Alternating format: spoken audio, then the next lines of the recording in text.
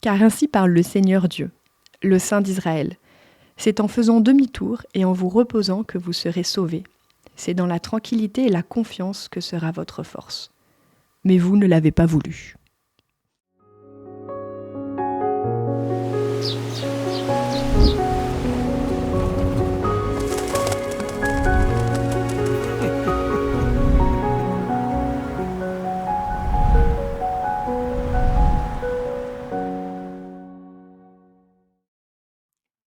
Bonjour à tous. Le texte de ce matin nous propose de ralentir et d'avoir cette assurance que dans la tranquillité et dans le calme, c'est là que sera notre force. Et c'est un petit peu déroutant, particulièrement, dans nos vies qui sont de plus en plus actives, où on est de plus en plus, sollicité par différentes activités. On ne sait plus trop où donner de la tête. On passe aussi notre temps, des fois à scroller devant les réseaux sociaux, à voir de plus en plus d'images, de plus en plus d'informations et ne pas savoir quoi faire. Finalement, ce texte nous rappelle quelque chose d'assez important.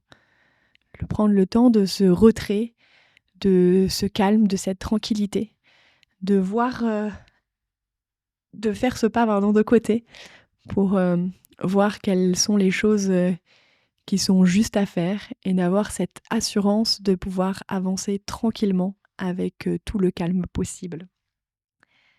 Et de ne pas être comme ce peuple et de ne pas le vouloir.